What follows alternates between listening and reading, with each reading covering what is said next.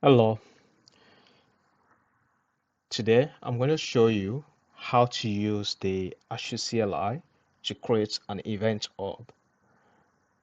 So to begin with that, the first thing we are going to do is to make sure that we have a configuration set up in order to keep the default value, which of course we are going to be using throughout this lesson.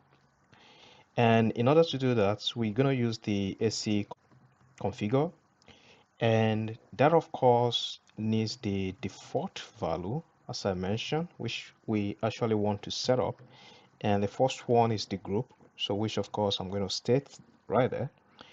And the group basically refers to the resource group that you need. And you have to provide the resource group from your Azure cloud into this group. So for now, I'm just going to say 1, 2, 3, 4 because I don't want you to see my resource group, and that should be a secret for you. And the next thing is to create the location where you want to host the event hub. And I will set this to be West US 2, okay, for me. And the best practice is to make sure that the location is closer to you and to where the application is being used. And for now, I'm going to choose the West US 2, and you can decide to choose the location that is more closer to you. And once that is done, then we are going to hit the uh, enter keyboard, and that will configure this default value and store them for us so that we can reuse them anytime we need to use them. And we don't have to resupply them throughout the other commands that we are going to be using. So that's going to be the first step. So provide your resource group and not my 1, 2, 3. You have to make sure you supply the correct resource group in the position of 1, 2, 3, 4 and hit the enter keyboard and everything will be fine. So once we are done with that, then we're gonna continue with the rest of the lesson.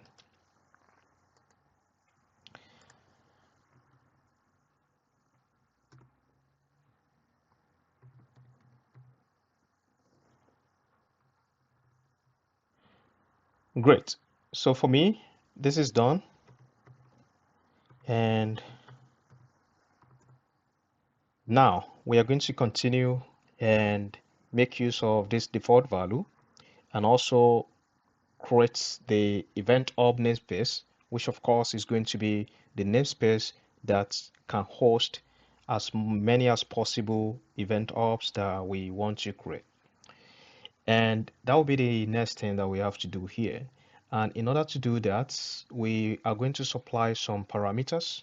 But before we do that, actually, we need to basically set the namespace which we are going to be using, and that will be ns. So I'm going to set that up into an environment variable, and I'll call it uh, maxibyte, and I'm going to get a random value here. So the reason is because I want a unique uh, namespace, so massive plus whatever the random value that will be generated from here. Okay, so this is what I'm doing right there. And after that, I will hit the enter keyboard. So what happens in this case is the fact that we have now a namespace which has been stored into this variable. Okay, so after that, then we are going to create the event hub. We are going to create the namespace using the event hub. And in order to do that, I will do AC, and we have the events, and we have ops, and now we need the namespace, and then we create and the name of the namespace, and that of course is going to be taken from the environment variable which we set up right here. So this one, this name, and that will be ns underscore, so we have name. And Once we are done typing, then we are going to hit the enter keyboard. So as we can see, it is creating, and it may take some time for the namespace to be created, because as we validate the namespace name, and basically if the name already exists or if the name is invalid, then what happens is that the CLI will return a bad request. So but for now, let's try and wait and see what is going to happen. And if we eventually get a bad request, then we have to we have to, create a new namespace in order to basically be able to create the namespace. So I'm going to pause and wait for this to be created.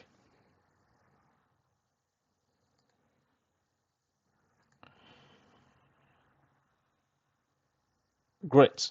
So right now we can see that the namespace has been created, and we have this JSON format, as we can see right here. And if you take a look properly, we can see the namespace, which of course we define right here. So maxby, and we have this dash and a random number, so which is basically generated by the random variable that you can see right there.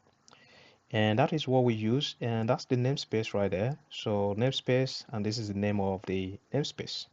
Okay, so everything here is being created, and here we can see the service bus endpoint, which of course is this one, right? And that of course has been created for us also. So now we are good to go, and basically we can clear that so that we have more space. All right, so now what we are going to do next is to be able to fetch the connection string and the primary key for the namespace that we just created. And in order to do that, we need to use the AC command. So AC and event ops, and the namespace is going to be the next one. And then we have to go to the authorization rule,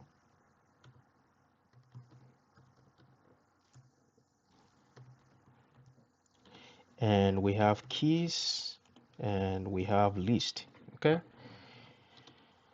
and after that we have the name, which of course is going to be the root manage share access key. So let's type that, manage, and here we have shared, and we have access key. Okay, and after that we are going to have the namespace name, and basically that will be the name that we define, and that will be taken from the uh, you know environment variable, so ns name. And with that, if everything is fine, then we should be able to get the primary key and the primary connection string. So let's hit enter and see what happens. So this is coming, and a bit it might also take some time. So I'm gonna pause a little bit and then come back. Great.